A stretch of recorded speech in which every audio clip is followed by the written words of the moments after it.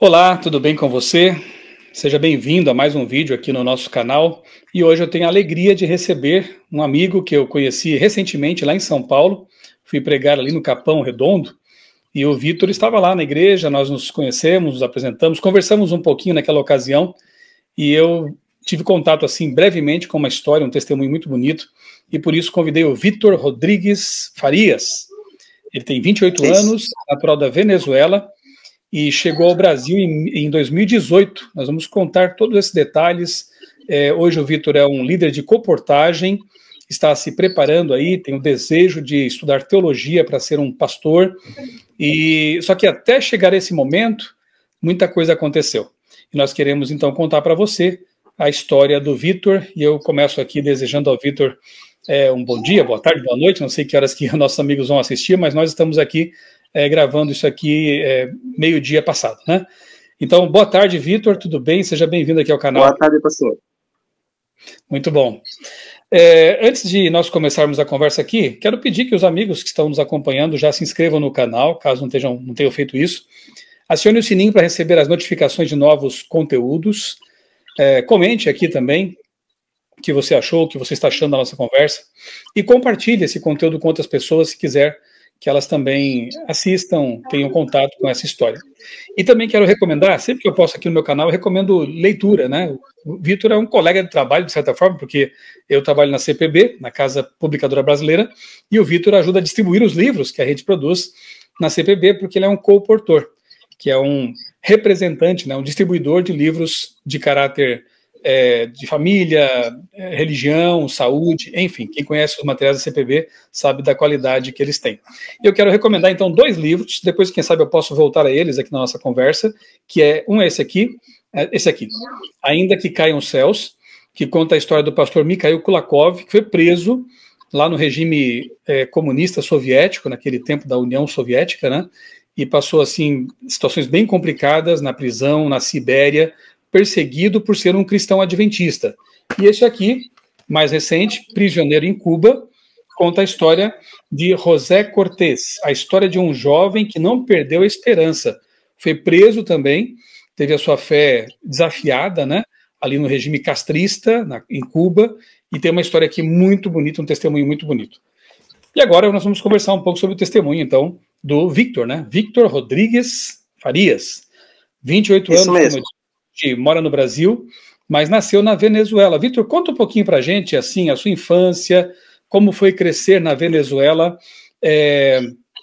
Você, acredito que passou boa parte da sua vida sob os regimes, né, de Maduro e Chávez. Você é jovem ainda, né? Não sei se acompanhou alguma coisa dos governos anteriores, ou, claro, deve ter estudado sobre isso, mas, enfim, fala para a gente como foi a sua infância lá na Venezuela. Tá, maravilha. Bom, pastor, minha infância, eu poderia falar que foi marcada por uma situação de pobreza. Eu não venho de uma família rica, né? Eu venho de uma família humilde, pobre, mas também uma história marcada de situações um pouco complicadas também, porque minha mãe e meu pai são separados também. Eles são separados. E eu poderia falar que tenho 2 famílias, uma por parte de pai e uma por parte de mãe, devido à situação. Mas, enfim, eu nasci lá na Venezuela. Eu nasci na Venezuela, em uma cidade petroleira, é uma cidade industrial. Mais ou menos em uma idade de 5 ou 6 anos de idade, teve que viajar com minha família para outra cidade, também não muito diferente, uma cidade petroleira. Naquela época, 2000, 99, eu era uma criança, mas eu me lembro de algumas coisas. E posso falar para vocês que era uma situação que, para muitas pessoas, talvez, possivelmente para a classe meia, aparentemente boa, e para classe rica também. Mas, como eu falei para vocês, eu venho de uma família humilde e não foi uma situação muito boa. Naquela época, já que vocês me perguntou, pastor, de algum regime, naquela época o presidente que eu vi foi o presidente Chaves. Foi o presidente Chaves. O presidente Chaves, para quê? Para muitas pessoas ele foi bom, né? Mas para outras pessoas já não foi muito bom. Uma das coisas que muita gente que apoiava o regime do presidente Chaves é que ele apoiava muito os pobres, né? Tanto assim que minha família virou chavista naquela época. Eles apoiavam aquele regime lá. E eu, como criança, não sabia muito de política, mas meus pais, meus pais não são estudados, eles não têm uma alta qualidade de estudo. Minha mãe, depois de certa idade, uns 40 anos, foi que ela estudou e se formou, mas naquela época não. E eles mesmo, em sua ignorância, eles apoiavam aquele partido político, que para eles, aos olhos deles, era bom porque apoiava os pobres. Decorrer do 2000, 2001, 2002, a situação na Venezuela, aparentemente boa, entre aspas, porque quem conhece de política sabe que a Venezuela ia a um declive econômico, ia descendo, se poderia falar assim. Mas eu não tive experiência. Eu posso falar para você que eu não tive experiência de viver uma vida religiosa com uma família. Eu não tenho uma família religiosa. Lá na Venezuela, pelo menos o que eu lembro, não vou falar por todos os venezuelanos, mas pelo menos o que eu lembro, é que maiormente uma família que não tem religião lá, você pergunta para ela, você de que religião é? Normalmente essa pessoa vai responder católica. Normalmente. E meus pais não eram diferentes. Eles não tinham religião. Eles não tinham religião, não é? Mas se qualquer pessoa perguntava, se viesse algum censo na cidade, de que religião é você? Católico. Então eu não tive essa experiência de sair de uma família adventista, ou se poderia falar de uma família de outra denominação. Não, a gente simplesmente era pessoas humildes, pobres, que acreditavam que lá no céu existia um Deus, mas a gente não seguia nenhuma religião. Tanto assim que minha mãe, ela participava de ritos, de macumba, o que falam vocês aqui, né? Minha mãe fazia esse tipo de práticas. E, bom, nós como crianças, a gente não tinha noção de aquilo que estava acontecendo lá. Mas minha infância lá na Venezuela foi marcada por esse contexto. Eu poderia falar para vocês outra coisa. Eu não vivi tempos de prosperidade exuberante, assim como muitas pessoas talvez possam pensar, porque para os olhos do estrangeiro, naquela época, que 2008, 2007, você viajava daqui para a Venezuela e você, com o dinheiro brasileiro, você tinha muito dinheiro lá, você vivia bem, você se hospedava nos melhores hotéis, você comia a melhor comida que o venezuelano não comia. É interessante isso. Mas naquela época ainda se poderia falar que, entre aspas, estava bem. Aos olhos do mundo, naquela época, 2005, 2006, 2007, na época dos 90 foi a época melhor, 80. Mas 2010 para cima, aí entra mais minha história, porque isso foi uma parte que eu sim consegui experimentar mais a fundo. Ali, de 2010 para cima, foi que teve aquela mudança de regime, que vocês conhecem, o presidente Nicolás Maduro, não é?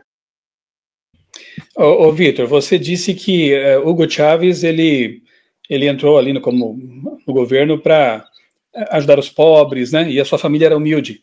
Melhorou a situação com ele ou piorou? A situação do país, como é que ficou também? E depois eu quero falar mais o aspecto religioso aí da sua família e seu também. Maravilha. Então, o que eu posso falar disso, pastor, é que naquela época, ele aparentemente chegou como o bonzinho da história. É por isso que o povo pobre, ele deu maiormente o voto, ele deu aquele apoio, porque aparentemente o outro governo apoiava a pessoa de classe média e a pessoa rica. Então, quando chega um novo regime, que aparentemente ajudava o povo humilde, o povo pobre. Imagina, ele elaborou muitas escolas. Na verdade, ele fez algumas coisas boas enquanto pobre. O pobre teve acesso a escolas, o pobre teve acesso a estudo mais fácil, né? Mas também eu poderia falar a um preço muito alto pela condição na qual a gente está vivendo hoje. Então, naquela época, eu poderia falar que para o povo pobre foi muito bom. Foi muito bom para o povo pobre, mas a um alto custo. A um alto custo. Porque eu poderia falar que na minha família, e eu sei que na família de muitos venezuelanos, a situação não mudou. A situação não mudou. Mudou pouca coisa. Mudou pouca coisa. E uma das coisas que fez o presidente Chávez, que ele deu poder para o povo. Ele deu poder para o povo. Isso ele fez. Mas também era um povo humilde e pobre que não tinha tipo a estrutura intelectual para dirigir grandes coisas. Era um grupo de pessoas que precisavam estudar, precisavam se preparar, precisavam crescer para eles ter mais novidade na vida. Tanto assim que foram expropriadas, eu poderia falar isso aqui, foram expropriadas muitas empresas privadas e foram dadas a pessoas de baixos recursos, pessoas pobres, que talvez não tinham a eficiência ou a capacidade de dirigir tal empresa com a capacidade da outra pessoa. Entendi. Você também viveu por um tempo, né, antes de vir ao Brasil, no regime de Maduro, que foi o sucessor de Hugo Chávez. E, inclusive, recentemente aí nós vimos ele sendo reconduzido, né, ao governo ali, à presidência, numa eleição bastante polêmica, né? Acompanhamos isso aí. E muita gente chama, inclusive, de uma ditadura agora, né? Uma ditadura bolivariana, alguma coisa assim. Como foi viver aí no período, então, durante alguns anos, nesse período de governo de Maduro? Bom, pastor, ali se eu posso falar um pouquinho mais. Em meu caso, e eu sei que no caso de muitos venezuelanos, eu não posso falar que eu vivi uma vida próspera, mesmo que eu não tivesse muito conhecimento, sendo uma criança, eu estudava, né? Eu estudava, mas não tinha aquele conhecimento que eu tenho hoje. E não é que eu tenha muito conhecimento, mas não é a mesma coisa. Na época do presidente Hugo Chávez, eu não tive uma experiência de prosperidade. E não era que minha família era preguiçosa e não trabalhava, mas a gente ganhava o básico. Meus pais, não, como eu falei, não tinha aquele nível de estudo, né? Mas a gente sempre foi trabalhador. Tanto assim que eu comecei a trabalhar muito cedo. Com 10 anos já eu estava trabalhando nas ruas.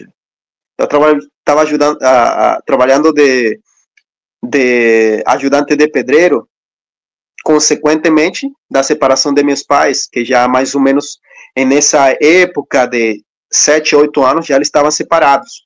Aí eu tive que me aprender a me virar. Não somente eu, senão também meus irmãos. Mas vamos lá na pergunta direta que você me fez, pastor. Você me falou do regime do Maduro. Maduro chegou no poder no 2013, se não estou esquecido.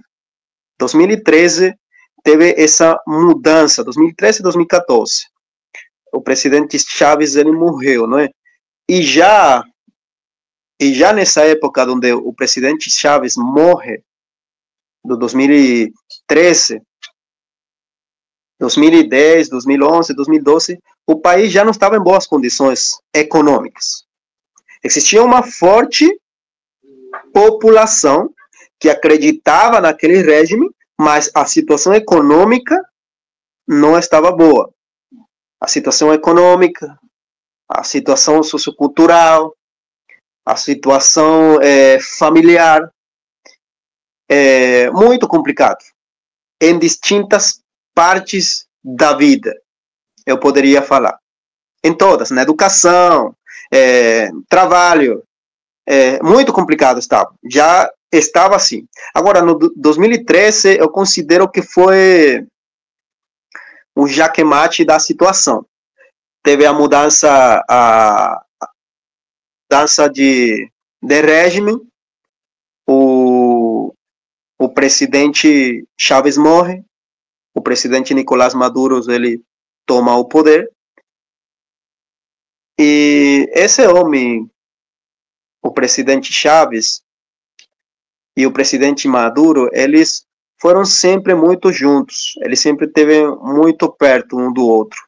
O Maduro, ele trabalhou muito tempo por Chávez, tanto assim que o presidente Maduro, ele não foi eleito por uma população, ele foi escolhido a dedo. O presidente Chávez falou, olha, vocês que acreditam em mim, votem por ele. Foi assim o que aconteceu. Vocês votem por ele. Inclusive, ele armou toda uma estratégia política enquanto a isso. Porque ele trabalhou na mente do venezuelano. Ele trabalhou na mente do venezuelano e ele escolheu a dedo aquele homem. Tanto assim que para muita gente, aquelas eleições do 2013, o Chávez e Maduro ele perderam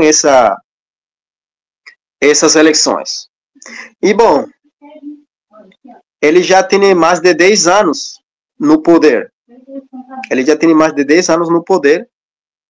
E desse momento, desse então para cá, o país caiu em mais declive. Eu posso falar para você, pastor, que o país foi afetado muito, muito, muito na economia, sim, mas na mente do venezuelano mudou muito. A mente do venezuelano mudou muito. Enquanto a mim, para aquela época, eu trabalhava em uma padaria. Eu era padeiro, eu trabalhava como padeiro. Deus me abençoou muito porque eu trabalhava em uma padaria. Da padaria eu fui para a caixa.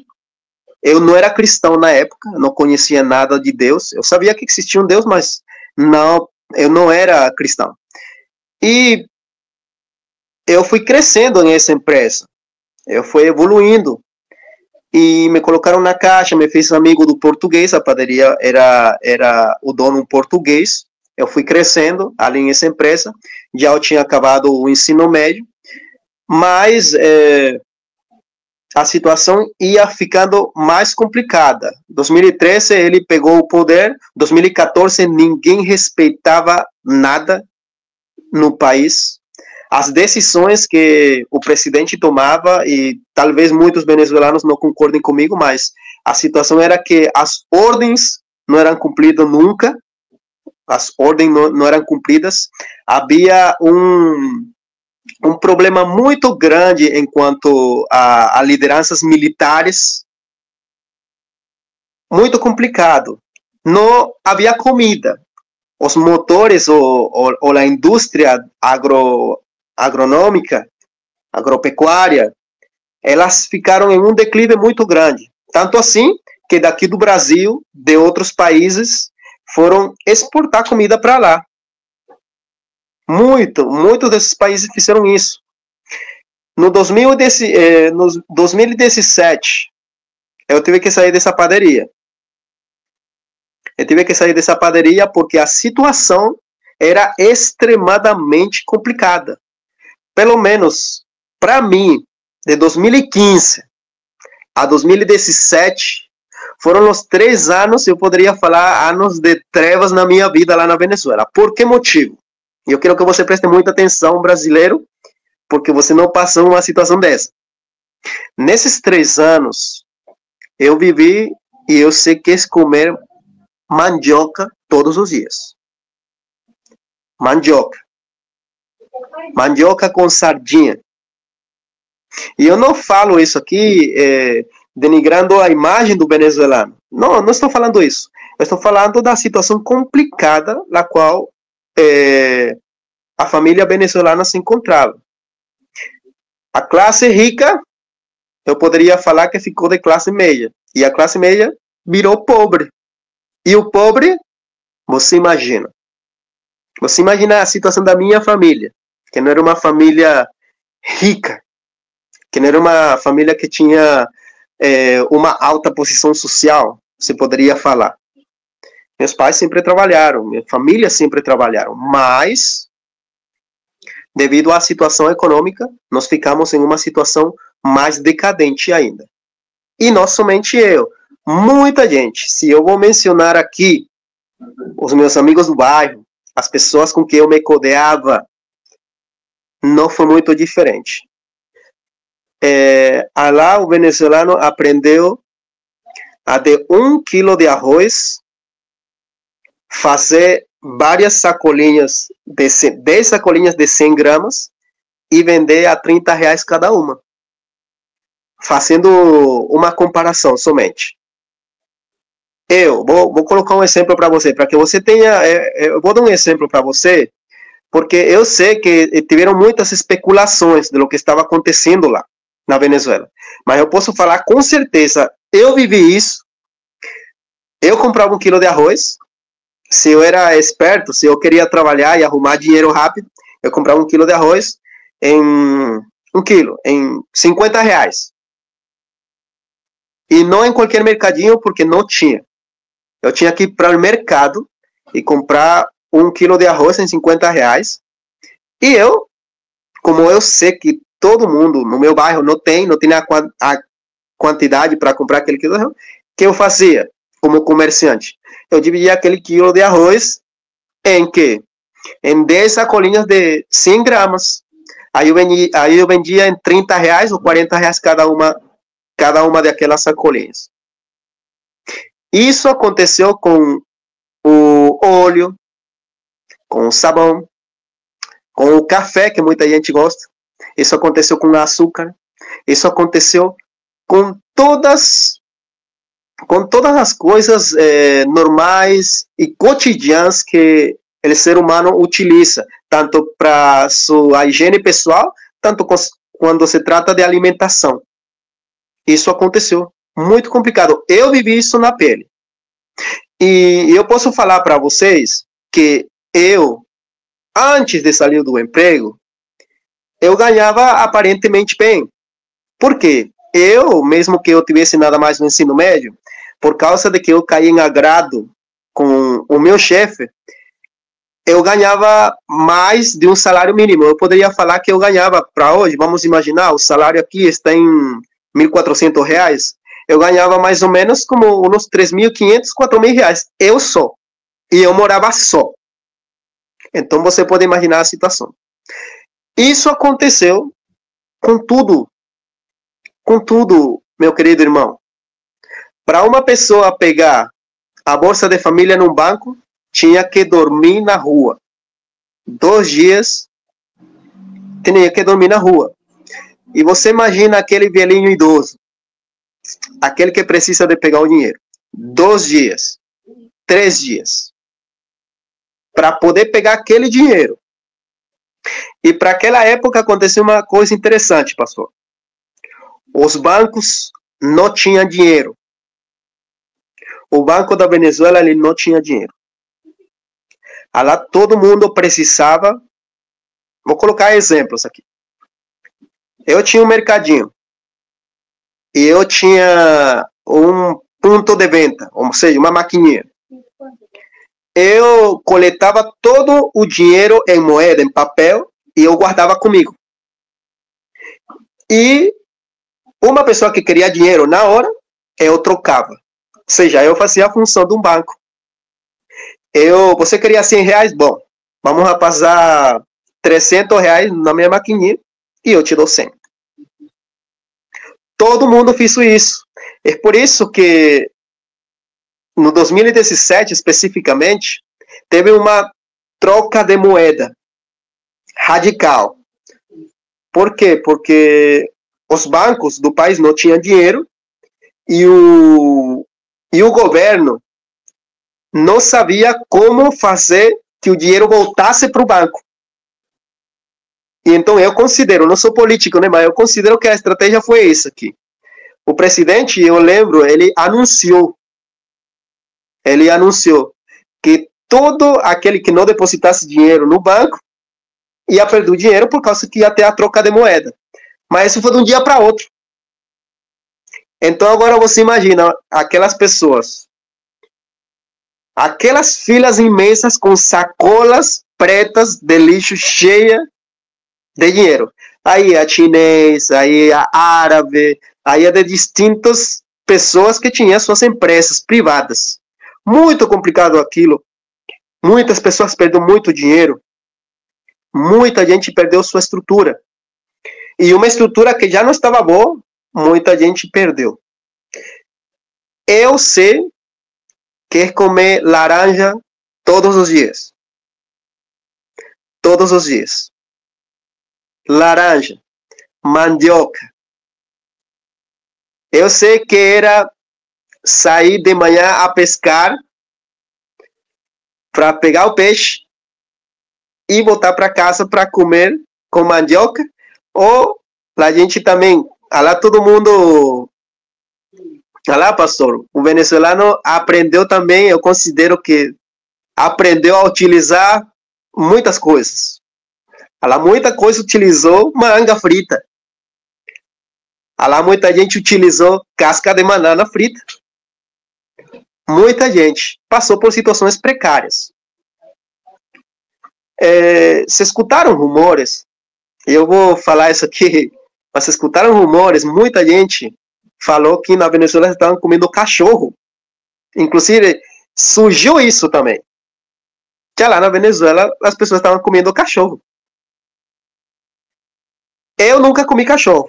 E eu também nunca vi uma pessoa comendo cachorro. Nunca vi isso. Mas eu posso falar para vocês e afirmar que na Venezuela se viveram momentos precários. E para eu finalizar essa minha fala ali, eu posso falar também uma coisa que aconteceu na Venezuela nessa época, 2016, 2017, que eu posso falar que eu experimentei na pele. Eu me lembro que por falta da boa alimentação, dos nutrientes que nosso corpo precisa, de nossa boa qualidade de vida que o ser humano precisa, nossa máquina, nosso corpo, ele precisa dos nutrientes. E na Venezuela não estava existindo uma alimentação balanceada, equilibrada. Muitas das mães grávidas que estavam em gestação, muitas perderam os filhinhos. Essa foi uma cena muito triste, eu posso falar isso para você, porque meu irmão perdeu um filho. Meu pai, que estava com outra pessoa, ele também perdeu um filho. Porque as crianças não se estavam desenvolvendo no ventre da mãe. E teve uma cena muito triste que eu posso falar para você. Eu não vi, mas meu pai viu. Porque quando meu pai estava, a esposa dele estava perdendo o filho, porque nasceu, não se desenvolveu no ventre materno da maneira correta, meu pai me falou de uma cena que eu não vi com meus olhos, mas meu pai me falou que ele entrou para o hospital e lá dentro desse hospital tinha muitas crianças mal desenvolvidas que morriam e eram colocadas para ser levadas ao cemitério. Muitas. Isso eu vivi na pele, lá na Venezuela. Vitor, Venezuela, se eu não me engano, tem pouco menos de 30 milhões de habitantes, né? A estimativa... Agora menos, é por aí, né? Sim, 30 milhões. A estimativa é de que cerca de 3,5 milhões de venezuelanos deixaram o país como refugiados. Então, isso acontece, mais de 10% da população venezuelana, então, abandonou o país. Isso acontece por causa dessa situação toda, né, de pobreza, também de privação de liberdade, enfim, como é que você avalia isso? Tantos milhões de venezuelanos deixando o país e boa parte deles como refugiados mesmo. Uhum. Bom, eu posso falar para você, pastor, eu considero que Venezuela ficou sem jovens. A população jovens foi obrigada a sair do país. por causa dessa situação. Não foi situações familiares que fizeram sair. Não, foi essa situação. Eu posso falar para você que foi essa situação que fez com que eu vim de lá com 20 anos. Eu vim de lá com 20 anos. E não somente eu, poderia falar que na época que eu saí do meu bairro, onde eu morava, muita gente foi comigo. Claro, só que outros foram para Colômbia, para Peru, para outros lugares. Eu vim para cá porque meu pai estava aqui, que a gente vai abordar esse assunto um pouquinho depois, mas Venezuela ficou sem jovens. Sem jovens. 30 milhões de habitantes, eu poderia falar que Venezuela ficou com uma minoria. Hoje, tem alguns que estão voltando, por causa de saudade familiar. Muita gente está voltando, mas na época de 2018, nunca esqueço, as fileiras na fronteira eram enormes. Em Boa Vista, estava lotado, hiperlotado de venezuelanos. E não somente em Boa Vista, Santa Helena, que fica na divisa, Pacaraima, fronteira, Santa Helena de Guairém, Venezuela.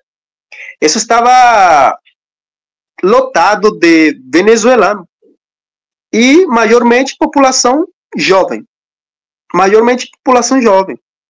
Que tinha deixado sua família e tendo procurar um futuro melhor. Aqui no Brasil, hoje, vou me adiantar um pouco aqui, hoje consigo estudar e trabalhar. Mas lá, hoje, claro, eu tenho 8 anos fora, né? Tem que dar um desconto ali. Eu tenho 8 anos fora, mas pelo que eu converso com minha mãe, com meus irmãos, não tem mudado. A diferença dos dias que eu estava lá é que hoje tem de tudo. Só que o poder aquisitivo não vale. Hoje ninguém precisa comprar uma sacolinha de arroz. Hoje tem arroz em abundância. Só que agora você não tem o poder aquisitivo para você adquirir aquilo. Você tem que ter uns 4 ou 5 empregos. Se eu queria estudar lá, eu teria que ter mais de 2 empregos para eu me sustentar, para eu estudar, para eu pagar água e luz, para eu comprar minhas coisas. E eu posso falar para vocês que o engano é uma das coisas que tem acontecido muito lá na Venezuela. Eu considero que por causa disso é que a população jovem tem saído do país, porque o engano político é grande. Eu considero que o engano político é grande. E a lavagem cerebral, mental, psicológica que tem feito é muito grande. Lá o venezuelano ele se tem sustentado com, vocês falam aqui, benefícios do governo. Pelo menos lá existem 20 benefícios. Bolsa Família, filho do bairro, mãe abandonada, o benefício o gás, o benefício sei lá o quê. Mas você junta todos esses benefícios e você não faz nada. É por isso que a população jovem não tem como. Tem que ser rico. Vitor, detalhe também, quero ouvir de você, um venezuelano, né? Preciso ouvir de você isso. Há pessoas por aqui que dizem, a Venezuela é uma democracia. Outros já chamam de uma ditadura. Qual é a tua visão a respeito disso aí? Qual é a minha visão enquanto a isso? Lá não tem... Eu vou dar minha opinião, assim como você pediu, pastor. Lá eu considero que não tem democracia nenhuma. Por causa de que muitos líderes políticos têm sido presos sem motivo. Muitas das pessoas que não fizeram coisa errada, simplesmente estavam defendendo direitos humanos, estão hoje em uma cadeira. Um exemplo pequeno disso. Minha irmã, ela é sargenta primeira da Marinha da Venezuela. Minha irmã é sargenta primeira da Marinha da Venezuela, especificamente da capital, de Caracas. e ela hoje pisa o país, ela pode ser presa facilmente, porque ela desertou. Ela desertou porque ela não apoiou aquela inflamação de ditadura que tinha. Então, nem para um nem para o outro. Os militares lá, em uma pequena proporção, são os que estão liderando esse movimento. Eu poderia falar assim, que os que têm rangos, eu não conheço a palavra em português, mas eu acho que é isso, rangos, cargos, jerarquias, essa é a palavra, jerarquias maiores, são os que estão sendo beneficiados a um alto custo do país. A um alto custo do país. E os menores, eles também tiveram a obrigação de sair do país. É por isso que teve muito desertor. Porque, mesmo sendo de aquele time, eles perseveram. Minha irmã foi uma dessas. Minha irmã, tenho que falar dela, ela defendia a capa e a espada aquela política. Mas depois de um tempo, ela teve que ir embora para a Colômbia, por causa de que ela não tinha fralda para sua criança. Ela teve que sair desse, porque ela entendeu que aquilo não dava para mais. Então, lá não tem, aos olhos do mundo, aos olhos do venezuelano, existe uma ditadura descarada. E aquele que não aceite, porque tem pessoas que não aceitam. Meu padrasto é uma dessas. Minha mãe também é uma dessas pessoas, sabe? Não aceitam. Porque eles falam que também, claro, não nos desviando do assunto, né? Mas eles falam que também a esquerda também não apoia muito, né? Mas esse não é o assunto. O assunto é que é uma ditadura. É uma ditadura aberta. A maioria das TV da Venezuela, elas são restringidas. Lá não existe isso. Lá um periodista falar mal do governo vai preso. Um periodista, um jornal, ele tem que falar as coisas boas. É por esse motivo que os venezuelanos tinham que visitar outros canais que aí passavam a verdade do que estava acontecendo verdadeiramente no país. Se eu vou assistir uma TV do país, eu vou ver as bênçãos, o que o país faz, o que o presidente faz, o que os governantes fazem. Só mentira. Mas eles alegam como verdade. Ok, Vitor, só para finalizar essa parte aqui, para a gente, já deu para ter uma noção do cenário, né? E como é importante a gente ouvir alguém que viveu a história, não só leu sobre ou aprendeu na faculdade, por meio de professores que muitas vezes têm um viés ideológico e nem conhecem de fato, né, aquilo que estão ensinando. Eu tentei entrevistar, algum tempo atrás, outros venezuelanos, mas pelo menos a maioria deles não quis falar, tinha receios, tinha preocupações. Então isso para mim já é uma evidência de que realmente é um regime muito complicado, perseguidor, e agradeço aí a sua coragem também, né? E Deus te abençoe muito. Agora vem a parte que nos interessa realmente. Deixemos para lá isso, vamos continuar orando pelo povo da Venezuela, nossos irmãos aqui de América do Sul, e especialmente orar para a pregação do evangelho naquele país, né? Para que eles possam ter acesso à verdadeira libertação que é a do evangelho. E é disso que eu quero falar com você agora, que eu acho que é a parte mais, tenho certeza, é a parte mais bonita, a parte mais importante, né? Você, quando eu perguntei assim para você, quando você veio para o Brasil? Você me disse, eu cheguei ao Brasil no dia 14 de fevereiro de 2018, uma quarta-feira. E os detalhes me mostram que você considera essa data marcante na sua vida, né?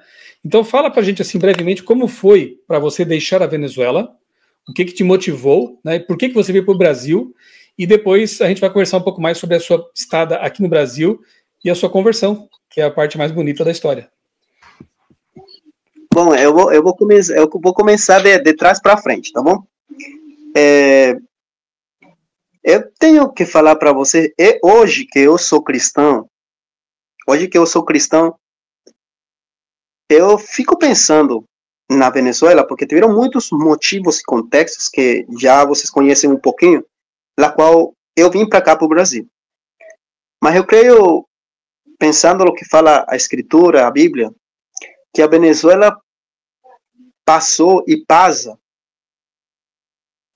momentos que o povo de Israel passou. Lá na Venezuela foi uma idolatria tão grande. Nunca esqueço aquilo. Eu não era cristão naquela época. Eu mesmo participei. Era uma situação muito complicada enquanto a Chávez, sabe? Aquele homem foi venerado, foi reverenciado, foi adorado. Inclusive, uma coisa que eu não falei para vocês, faziam músicas. Eu nunca esqueço, vocês sabem que normalmente lá a gente ora de manhã, né? A gente ora todo dia, mas a gente sempre acorda de manhã orando, né? Eu nunca esqueço que lá na Venezuela se criou tipo uma pequena mensagem, não sei como vocês falam, uma gaita que é passada de manhã, sempre de manhã, 5 horas da manhã, em homenagem a esse homem. Foi tipo uma oração reverenciada enquanto aquele homem. Nunca esqueço que a gente, naquela época, eu tinha 19 anos, né? 18 anos. Eu nunca esqueço que até nós brincávamos que era conhecida como o Chaves Nosso. Tipo, a gente fala o Pai Nosso, né? A oração que Jesus Cristo ensinou. Eu lembro, nunca esqueço. E era passada todos os dias na TV, de manhã. Era uma idolatria terrível. Claro, naquele dia eu não era cristão. Eu também poderia falar que eu aportei meu graninho de areia enquanto aquilo lá. Mas assim, no 2017, eu me vi obrigado a sair daquela empresa, daquele trabalho, onde eu estava trabalhando, pelas muitas situações complicadas que estavam acontecendo. Mesmo tendo um salário, 2 salários mais um pouco, não era uma situação legal. Não tinha nada. Era uma situação onde o dinheiro não valia nada. Absolutamente nada. Eu lembro que trabalhei 5 anos e quando eu saí da empresa, o meu dinheirinho que eu ganhei, eu comprei uma cartela de ovo, eu creio que foi 2 macarrão, 2 arroz. Eu comprei o que você gastaria com 100 reais. Aqui no mercado, comprando coisas básicas, eu lembro que eu gastei com todo o que eu recebi em 5 anos. Nunca esqueço daquilo. Eu, com aqueles 5 anos de trabalho, eu não tive a oportunidade de falar para minha mãe: mãe, comprei essa TV para você. Ou comprei sei lá o que para você. Não teve, não dava para nada. Eu saí da empresa e quando eu trabalhava nessa empresa, eu morava no centro da cidade, junto com meu tio. Eu passei a viver uma vida um pouquinho diferente. Aí quando eu saí da empresa, eu voltei para o bairro, para as antigas amizades, para o bairro da minha mãe. Minha mãe morava em um bairro humilde. E eu fui morar lá. E lá, eu voltei a viver na pele o que era não ter nada. Eu não sabia fazer mais nada. Eu não sabia trabalhar uma coisa que não era padaria. Mas meu pai já estava aqui no Brasil. E meu pai e minha mãe sempre foram separados, né? Eles se separaram, meu pai criou uma família nova com uma esposa aqui no Brasil. E para mim meu pai era desconhecido, porque quando ele nos abandonou eu tinha mais ou menos uns 8 anos de idade. Aí eu somente tornei ver ele outra vez com 20, 21.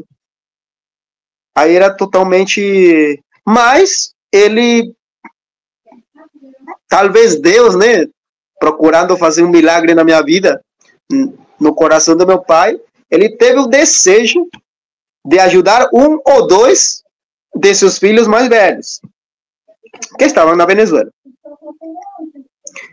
E meu pai é pedreiro, né? Meu pai é pedreiro, e 8 anos atrás, uma diária de pedreiro. Meu pai ganhava, uns 100 e pouco, uma diária. 8 anos atrás era mais dinheiro do que hoje. Então, meu pai trabalhava toda semana, eram R$ 800, R$ 700. E você poderia falar que estava bem. E ele decidiu ajudar. Aí, minha mãe, meus irmãos, todos eles decidiram se agrupar, arrumar um dinheirinho para enviar alguém aqui no Brasil. Então, meu irmão, que tinha tipo um mercadinho, ele me ajudou. Minha mãe também me ajudou. Então, todos nos reunimos para comprar a minha passagem para eu vir para cá, para o Brasil. E eu vinha junto com meu tio. Só que teve um porém nesse transcurso. Nesse transcurso de tempo, eu estava namorando com uma jovem. E essa jovem, eu não fui legal para aquela jovem.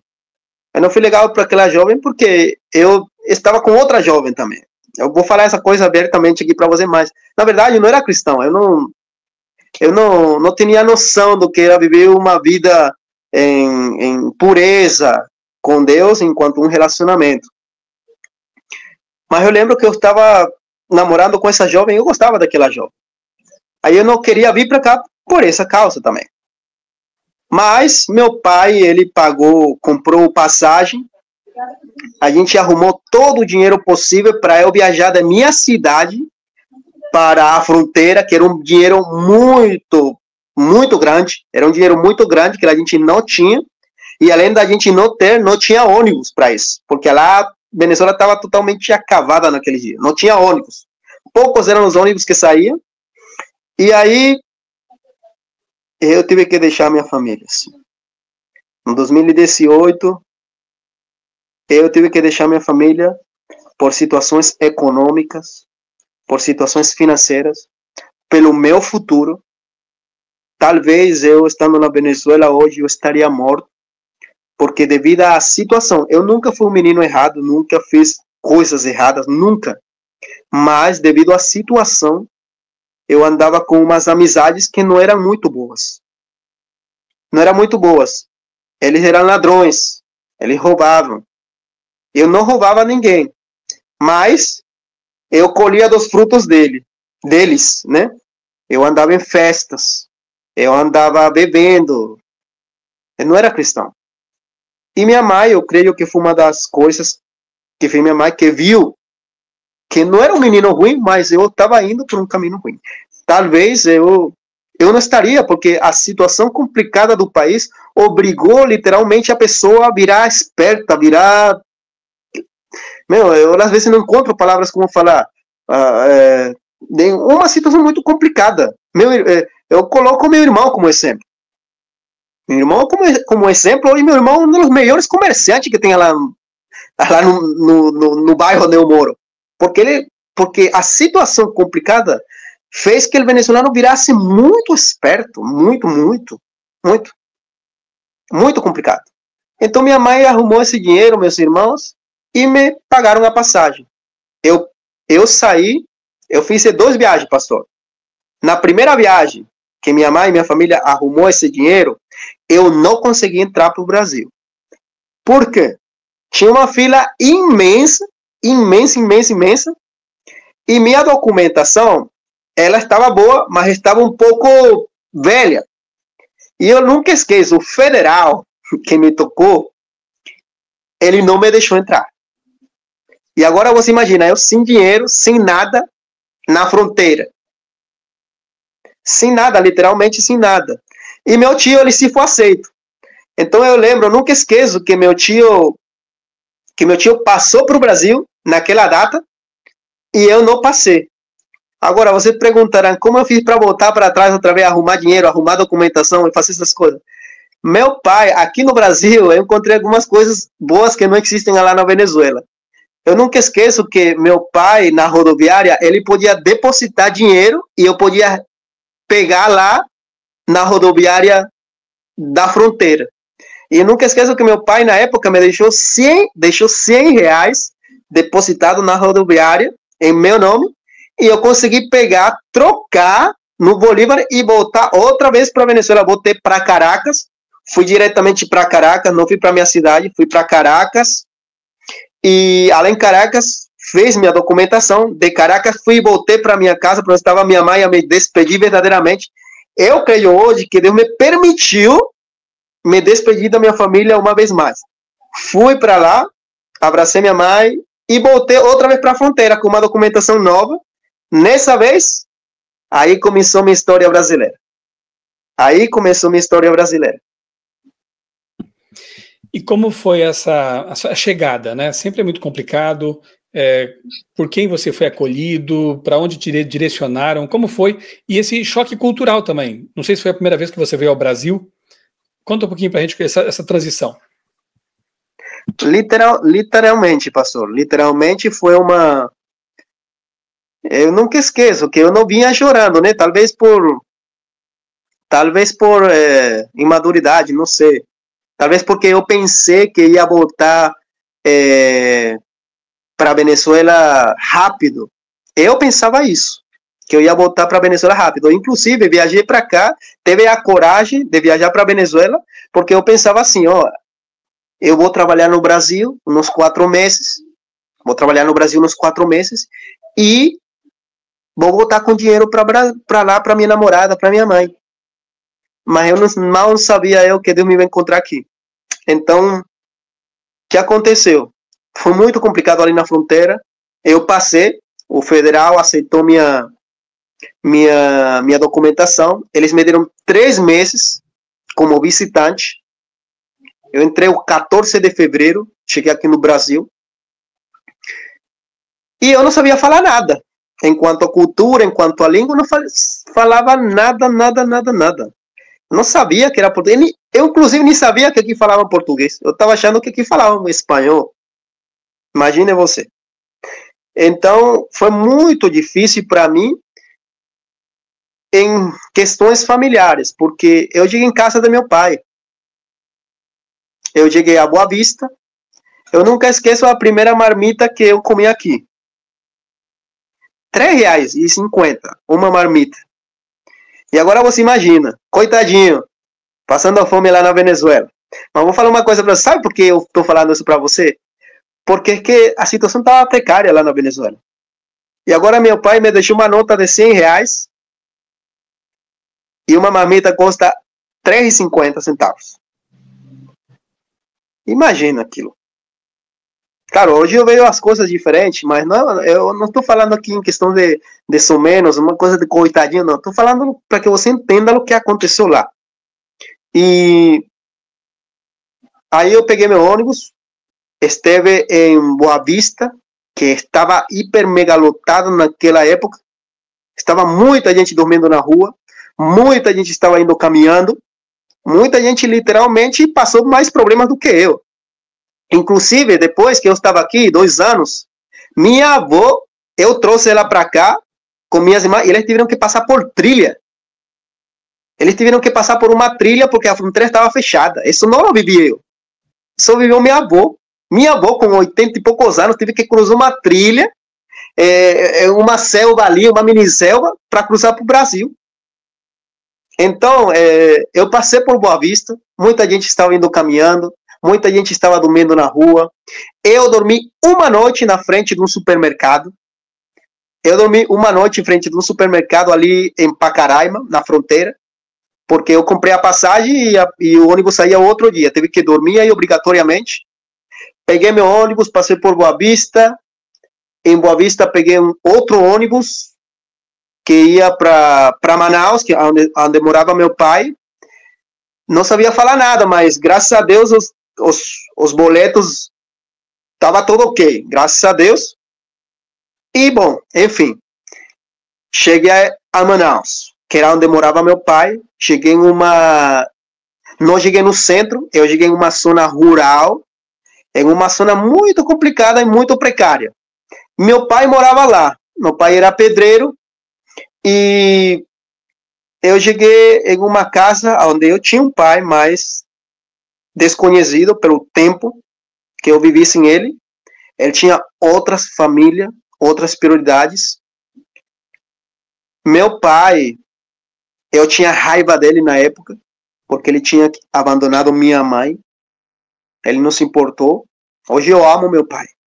Eu amo literalmente meu pai. E tô longe dele, né? Mas naquela época não foi assim. Então, você imagina agora o problema de adaptação que eu tive em casa, dentro de casa. Convivendo com irmãozinhos, que eu tinha raiva, com meu pai, com a mulher de meu pai, que eu tinha uma raiva incrível daquela mulher lá. E que não era muito velha. Eu tinha 18 anos na época, 20 anos na época, ela tinha 26. Meu pai foi literalmente... Meu pai é terrível. Mas estou orando para que se converta. Estou orando a Deus para que Deus faça um milagre. Então, essa mudança que eu tive foi muito complicada porque eu não teve espaço. Eu não cheguei em uma cidade. Eu precisava de crescer, de conhecer. E é lá, nessa zona rural, eu nunca esqueço, se chamava Estrada de Caldeirão, quilômetro 113. Eu cheguei nesse ramal, que ficava dentro pro rio, e lá a gente não tinha... eu não tinha como aprender a falar português. Eu não tinha como saber nada. Meu pai sabia o básico, ele estava conforme com seu trabalho de pedreiro. Ganhava 100 reais por dia, era dinheiro na época. 800 reais em uma semana, 8 anos atrás, era dinheiro. E literalmente eu, que já tinha 20 anos, que estava para crescer, para fazer, para estudar, eu não tinha essas condições. Não sabia falar nada. Saía trabalhar com meu pai. Um dia eu ganhava 30 reais e meu pai acreditava que eu estava conforme com isso. Aí bateu o sentimento agora de estar longe da minha família, de estar longe da minha namorada, lembrar que eu não fui bem com ela. E uma das primeiras coisas na qual eu me vi obrigado foi a pedir desculpa e perdão a várias pessoas.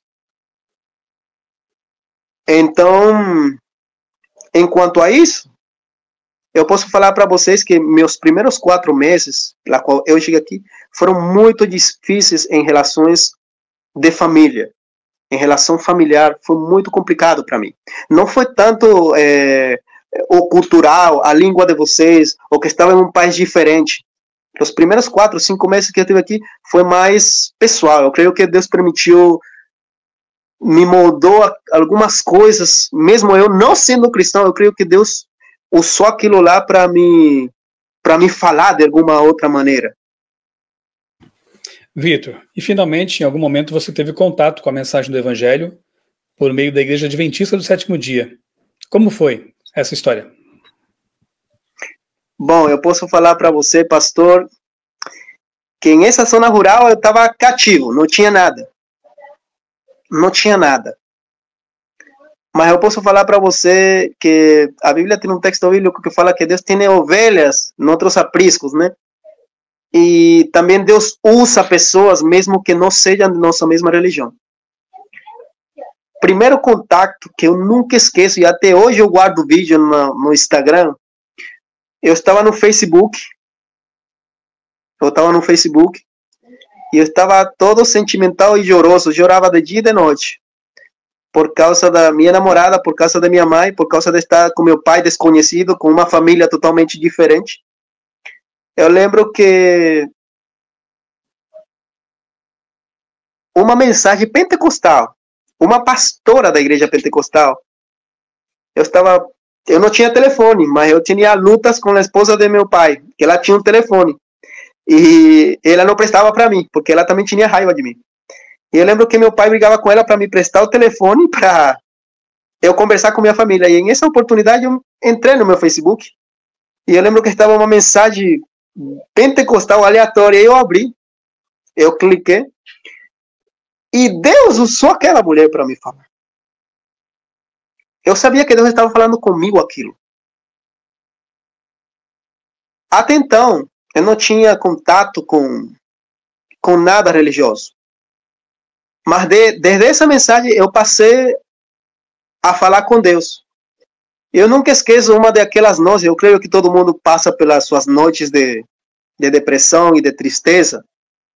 Eu lembro que uma daquelas noites, desgostado com a vida, aborrecido com tudo, lembrando das coisas ruins que eu fiz lá com minha namorada, que eu não visitava muito minha mãe, que eu não valorizei ela.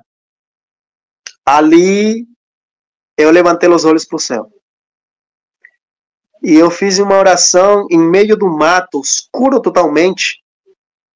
Eu saí da presença de meu pai, da minha família, das pessoas que estão... E eu fui para o mato, chorando. E eu falei, levantei os olhos para Deus e eu falei assim, nunca esqueço daquilo. Deus, me tira desse mato. Por favor. Eu falei para Deus, me tira daqui. Eu preciso sair daqui. Se tu existes, me tira daqui. Me leva para a cidade. Lá eu vou conhecer, lá eu vou crescer. Lá eu vou fazer uma coisa diferente. Me tira daqui. E era um desafio, era um milagre mesmo, porque meu pai estava acomodado. Ele não queria sair daquele mato. Porque lá ele tinha trabalho.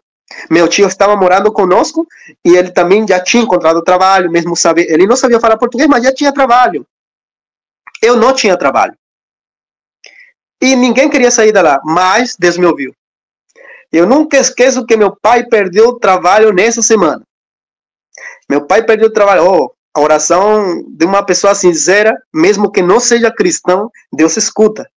E eu lembro que Deus me escutou. Meu pai perdeu o emprego nessa semana e não achou mais. As portas do emprego fecharam para ele. Meu tio perdeu o emprego também. E agora a gente não tinha dinheiro para pagar aluguel, não tinha dinheiro porque era um mato, era uma zona rural. E agora meu pai e meu tio falaram, a gente tem que ir embora mesmo daqui. Eles falaram assim. Eu entendi que Deus me escutou. E Deus fez outro milagre também em consequência. Porque meu pai falou, olha, aqui estão 50 reais, vão para o centro de Manaus, para a cidade, e procurem uma casa para a gente alugar lá. E eu e meu tio saímos para a cidade. E a gente chegou a uma casa, irmão, aonde a dona da casa era uma irmã adventista. Era uma irmã da Igreja Adventista do Sétimo Dia. E a gente, eu lembro que saiu de lá, vou falar isso aqui para vocês, para que você veja o que passa no estrangeiro. A gente saiu dessa casa de madeira que a gente estava alugando com um saco de mandioca, outra vez a mandioca, com um saco de mandioca. A gente saiu com 4 cocos. A gente saiu com roupas prestadas. A gente saiu, o aluguel eram 500 reais. A gente saiu com 550 reais no bolso. Arrumados entre todos, entre meu tio, eu e meu pai. Com 550 reais. Eram 4 crianças que tinha meu pai, a mulher de meu pai, meu tio e eu. A gente foi para uma cidade chamada, para uma localidade chamada Compensa, que não fica para o centro, mas fica localizada no centro, perto de Ponta Negra, de um lugar conhecido que se chama Ponta Negra lá. Eu fui para lá e chegamos à igreja, alugamos a casa de uma irmã adventista. E esse irmão nos deixou aluguel por 500 reais, a gente tinha 50 reais para nos manter e macaxeira para comer, mandioca. Essa irmã foi a que me ofereceu estudo bíblico. Essa irmã foi, e seu esposo foi a que me ofereceu, nunca esqueço daquilo, eu me escondia para não assistir aquele estudo bíblico. Me escondia, eu achava cansativo demais. Na época, pastor, estava o pastor Assis Gonçalves, fazendo evangelismo lá em Manaus. Fazendo evangelismo lá em Manaus, e eu cheguei a trabalhar em outra padaria. Eu poderia falar muita coisa aqui, mas o tempo eu sei que não, eu acho que vai demorar muito, mas meu pai foi abandonado assim como ele abandonou minha mãe. Eu creio que a vida deu o troco para ele. A esposa dele abandonou meu pai com as 4 crianças, assim como ele nos abandonou, assim mesmo a mulher abandonou ele. E eu, que queria ir embora para a Venezuela, agora não podia. Por quê? Porque Deus vinha trabalhando no meu coração e agora eu fiquei pensando assim, agora tenho 4 crianças aqui, meu pai está desempregado, meu tio está desempregado, eu era a única pessoa que estava trabalhando. Agora, como eu vou para a Venezuela? Não posso. Mesmo que eu odiasse meu pai, não podia fazer isso. Fiquei. O ano inteiro fiquei, trabalhei. E nunca esqueço que fizeram um evangelismo, o pastor Assis Gonçalves fez um evangelismo lá, onde minha irmãozinha, devido ao estudo bíblico, se batizou. Ela é defraudadora hoje. Ela se batizou e eu fiquei relutante. Nessa vez não me batizei. Dessa vez não me batizei. Eu assisti à igreja adventista, porque eles ajudavam os estrangeiros, davam sacola de comida. Mas ao mesmo tempo eu estava indo para uma igreja pentecostal, onde um moço me tinha convidado, e eu ia lá. E não ia por causa da pregação, porque eu era do mundo ainda, eu não conhecia. Eu ia para lá por causa das meninas, imagina. Eu ia para lá por causa das meninas. Mas Deus falava comigo. Até então, fizeram outro evangelismo, na mesma semana, não lembro qual era o evangelismo, mas eu lembro que foi uma semana somente, onde um irmão da igreja fez a semana, o irmão Francisco e o irmão Antônio Alves, nunca esqueço aquilo. Eles fizeram um evangelismo, onde eles ofereceram as túnicas batismais a 4 pessoas. A 4 pessoas eles fizeram isso aí. Eu não me levantei aquela sexta-feira, aquela quinta-feira, não me levantei, mas Deus me falou.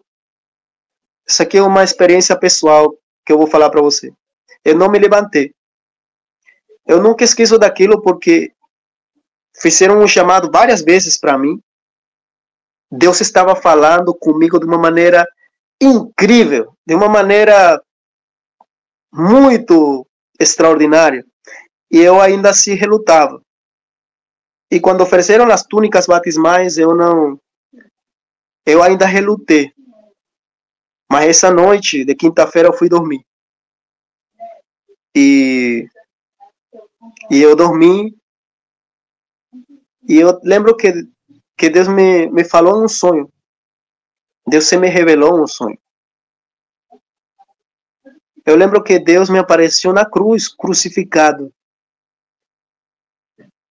E me falou com uma voz suave, me falou: por que você não me aceita? Será que eu sou ruim? 3 horas da manhã. E eu acordei louco com aquela cena. Jesus Cristo me falou aquilo com uma voz tão suave. Aquele dia acordei perturbado. Sexta-feira fizeram um chamado. E quando fizeram um chamado, agora eu fui a primeira pessoa que me levantei. Me batizei. E até hoje estou aqui. Louvado seja Deus. Que lindo, Vitor. A gente perceber assim como Deus vai ao encontro dos seus filhos, né? E como ele responde orações. Tenho certeza de que seu testemunho vai tocar muitas vidas e vai fazer com que algumas pessoas aqui no canal também, espero que muitas, tenham esse desejo de abrir o coração para Jesus. Agora, encurtando um pouco a história, porque também tem outros desdobramentos, você hoje é um coportor. Você hoje trabalha distribuindo literatura que salva, que leva saúde, que leva orientações para as famílias. Rapidamente, como foi esse seu chamado para o Ministério da Página Impressa, como a gente chama, né? Ministério de Publicações. E depois eu quero fazer uma última pergunta para você. Bom, pastor, desde aquele dia que me batizei, eu sempre fui muito atuante na igreja. É porque o primeiro amor, eu sentia muito a presença de Deus. Eu orava muito. E outra coisa, que eu era meio pentecostal naqueles dias, né? Eu acreditava na mensagem adventista e eu também acreditava no pentecostalismo. E eles são muito assim, muito fervorosos, aquele fogo, aquela coisa, não é? E eu era meio pentecostal naqueles dias. Eu orava muito. Hoje eu oro muito, mas eu lembro que aqueles dias eu fazia loucuras. Eu jejuava 3 dias seguidos. passava noites em vela. Hoje eu oro e leio a Bíblia, mas de uma maneira mais equilibrada. Eu lembro que eu sempre fui muito atuante. Se havia um pequeno grupo, eu estava em um pequeno grupo. Se havia uma reunião de liderança, mesmo eu não sabendo falar português, eu estava lá na comissão. Loucura. Eu sempre estive ali. Havia um JA no outro distrito, eu ia lá, eu sempre estive. E eu creio que essa é uma das coisas que ajuda muito o cristão, estar ali, no fogo, na ida. E eu creio que essa foi uma das coisas que me ajudaram muito. Eu não sabia falar ainda, tenho que falar para vocês. Eu não sabia falar ainda nada. Mas eu me senti tocado para pregar. Eu me senti chamado para isso. E aí começou minha luta com Deus. Senhor, como eu vou falar se eu não sei falar português? Como eu vou falar de ti se eu não sei falar, não sei cantar, não sei fazer nada? E eu orava muito, mas eu queria, mas não sabia. Eu vou falar uma coisa para vocês. Eu aprendi a ler lendo a Bíblia. Eu aprendi a falar meu linguajar aqui não foi uma escola de português. Estudei na Venezuela, mas aqui não. Aqui com vocês, lendo a Bíblia, cantando lá no púlpito, pregando meio que portunhol aí mais errado. Hoje fala um pouquinho melhor, mas antes não falava nada. E Deus foi quem me ensinou. Deus foi quem me foi lapidando. Deus foi quem me foi moldando. Hoje, eu posso falar para vocês que hoje eu já me deparado com que eu leio melhor que algumas pessoas, mesmo que sejam brasileiras. Deus fez isso na minha vida. E na época teve uma mudança de pastor, mais ou menos que 3 anos atrás. 3 anos atrás, teve uma mudança do pastor. Tinha um pastor chamado Pastor Reno, e aí trocaram um pastor chamado Pastor Wallace Machado. Wallace Machado. Ele foi que me apresentou a comportagem, porque eu falava para ele, olha, eu me sinto chamado para muitas coisas. Eu sinto que Deus me está chamando para eu pregar, para eu falar. E eu trabalhava em uma padaria. E cada vez que tinha uma missão Caleb, eu quase nunca participava. Por quê? Porque eu estava trabalhando. Ou eu chegava muito tarde. Tanto assim que eu saí de meu emprego para participar da missão Caleb. Perdi o emprego. Falava, Deus, eu não vou trabalhar para o homem, eu ia para a missão Caleb. Participava, era uma glória, aí depois vinha a depressão, porque perdi o emprego, não tinha dinheiro agora. Mas aí Deus sempre abençoava. Isso aconteceu várias vezes. Eu larguei o emprego várias vezes.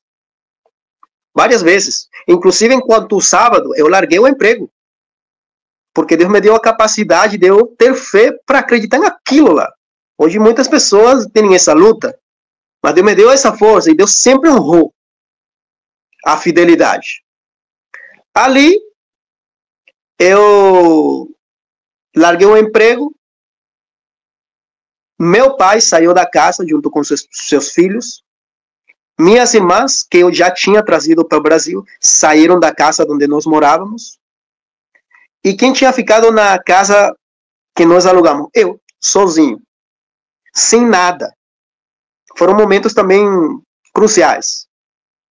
Porque meu pai, como nós vivíamos tipo uma república familiar, meu pai era o dono da geladeira, minha irmã era da cozinha, eu da máquina. Então, quando todo mundo se dispersou, a casa ficou vazia. E aí, eu não queria trabalhar para o homem. O pastor Wallace me falou, cara, por que você não vai fazer comportagem? Lá você pode estudar teologia, lá você vai... É maravilhoso. Ele me empolgou a isso. E ele me falou, eu te vou apresentar o pastor que é da comportagem. O departamental da comportagem naquela época, não sei se é mais, era um pastor chamado Pastor Cícero. Não lembro o sobrenome, mas era o Pastor Cícero. E ele me indicou para a comportagem. Eu passei, pastor, 3 meses com 2 aluguéis atrasados, sem comida, triste. A família estava já, meu irmão estava com sua esposa, alugando um lugar, outro em outro lugar. Eu sozinho. Eu orando a Deus, Senhor, me dá um namorado, quero um namorado também. Estava louco por isso, uma coisa terrível também, ansiedade. E eu orava a Deus, Senhor, eu não quero trabalhar para o homem, não quero trabalhar... Eu tinha muita gente querendo me contratar para eu ser padeiro. Eu não, eu preciso de estudar, eu preciso fazer outra coisa, eu preciso de... Até que um dia já, em uma situação caótica, porque eu creio que às vezes Deus permite certas coisas, sabe? Eu lembro que naquela situação de 2 meses de aluguel, sem comida, sem nada literalmente, com vergonha da irmã da igreja, graças a Deus a irmã foi paciente comigo. Eu lembro que eu me ajoelhei, depois de chorar, e eu lembro que quando me levantei, se ouviu falar o telefone, se escutou o telefone, e me estavam ligando da associação, o pastor me indicando para a comportagem. Eu me levantei de chorar da oração diretamente para a comportagem. Amanhã, Victor Rodrigues, sim, amanhã a gente está pegando você para você ir para casa da comportagem, que ficava em Coroado. E dali eu fui para lá. E quando eu cheguei lá, para mim foi uma glória, né? Porque quem não tinha nada lá, quando eu cheguei lá com água quente, foi uma coisa que até dá risada. Mas foi assim que eu conheci a comportagem, pastor, através do pastor Wallace Machado. Ele foi quem me indicou. Ele estudou em Bolívia, ele se encontra lá ainda. Ele foi quem me indicou para a comportagem. E agora eu posso falar para você do desejo de ser pastor. Hoje eu tenho mais esse desejo. Mas... Essa era a pergunta que eu queria, assim, concluir a nossa conversa, né? Porque a comportagem tem um slogan, sonhando alto. Ela nos leva a sonhar alto, né? A sonhar com Deus. E eu quero saber de você, então, pode completar aí o que você já estava falando, né? Quais são os seus projetos, seus sonhos para o futuro, uma vez que Deus te deu uma nova realidade, uma nova vida, né? O que você tem aí planejado com Deus? Bom, pastor, como eu falei para você, esse desejo de ser pastor, ele nasceu lá. Nasceu lá quando eu não sabia ler português, quando eu não entendia nada, quando se me ler a Bíblia era um deleite muito grande até hoje, mas naquele dia, imagina, era como uma criança com doce na boca. E desde lá, desde que eu não sabia falar nada, desde lá surgiu esse desejo, por causa de que eu via que a igreja local onde eu estava, ela estava um pouco como que parada. E eu senti essa necessidade de haver alguém, e como eu estava nessa transferência, eu estava convertido no adventismo, né? Mas eu ainda tinha aquela fervorosidade assim, eu falo assim fervorosidade, né? Mas eu estava em aquele primeiro amor. E eu sentia aquela necessidade de falar do amor de Deus, de sair para a rua, de falar de Jesus, de dar estudo bíblico, mesmo não sabendo falar. Lá foi que eu senti isso. Lá. E eu tive um sonho que eu poderia falar, que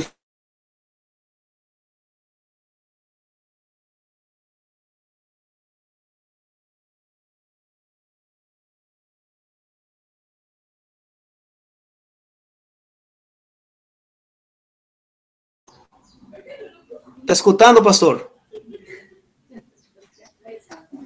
Pastor? Travou um pouco aqui, Vitor. Se você puder retomar naquela parte. Eu tinha um sonho que eu poderia falar. Pois é. É um sonho que eu poderia falar que vem desde lá atrás. Ele vem de lá. E Deus ha estado lapidando esse sonho. Deus ha estado lapidando esse sonho porque eu, como eu falei para você, lá na Venezuela, não estudei uma faculdade. Por causa de que eu fiz o ensino médio e saí a trabalhar desde cedo. Eu nunca tive um sonho de, vou ser engenheiro, vou ser doutor, você... A situação de lá era uma situação totalmente diferente. Aí quando eu chego na igreja, Deus me mostra uma realidade totalmente diferente. Deus me mostra o valor do casamento de um homem e uma mulher. Deus mostra o valor que tem um jovem. Deus não quer coisas pequenas. Deus quer que o jovem, o ser humano, o cristão, o seu filho, cresça, avance na obra. E lá, nesse momento, que eu não tinha nada, que não tenho nada até agora, mas tenho Deus comigo, e Deus é que me tem sustentado, que me tem moldado. Foi lá que surgiu. O pastor, o Wallace Machado, ele me incentivou, ele me ajudou, ele me deu um norte a ir para a comportagem. E na comportagem, depois que eu saí de Manaus, porque foi nada mais uma Sonhando Alto que eu estudei lá, que eu trabalhei lá na comportagem, eu viajei para cá. E quando eu cheguei aqui em São Paulo, com esse sonho, com esse norte de estudar teologia, de ser pastor, eu encontrei o pastor Ivo Ribeiro, que ele é meu amigo hoje. E ele sempre, Deus o colocou na minha vida assim como para incentivar mais aquilo que está no coração. Eu encontrei também aqui o pastor Alex, que você conheceu lá em São Paulo. Eles sempre me estão motivando, me ajudando, sempre me estão ajudando a crescer todos os dias. E Deus sempre atua em mim e ajuda outras pessoas também através de mim. Porque a obra da comportagem, a gente sai casa em casa. A gente não fica em uma igreja local. Agora mesmo a gente está em Iguape, na Ilha Comprida, trabalhando lá na beira da praia, lá onde estão as pessoas tomando banho. Lá nós estamos. E lá, quando veio a necessidade que tem o ser humano em conhecer Jesus, assim como um dia eu teve, eu sinto essa necessidade de estudar teologia. Hoje, eu me inspiro muito em um pastor Alejandro Bulhão. E não porque fala espanhol, senão porque eu creio que ele tem eu creio que ele tem uma das melhores vozes. Quando se trata de evangelismo, eu creio que ele tem umas melhores vozes, esse homem. E se eu estou namorando hoje, né? Estou namorando hoje, mas fevereiro vou estar em São Paulo, em Engenheiro Coelho, o NASP Engenheiro Coelho. Eu entrei, eu não consegui fazer o vestibular tempo atrás, porque, um detalhe, quando eu cheguei em São Paulo, eu perdi toda a minha documentação. Deus me fez ir para a Polícia Federal uma e outra vez a chorar pela minha documentação lá. Deus me deu essa vitória, hoje tenho minha documentação. Apresentei o vestibular, passei na prova.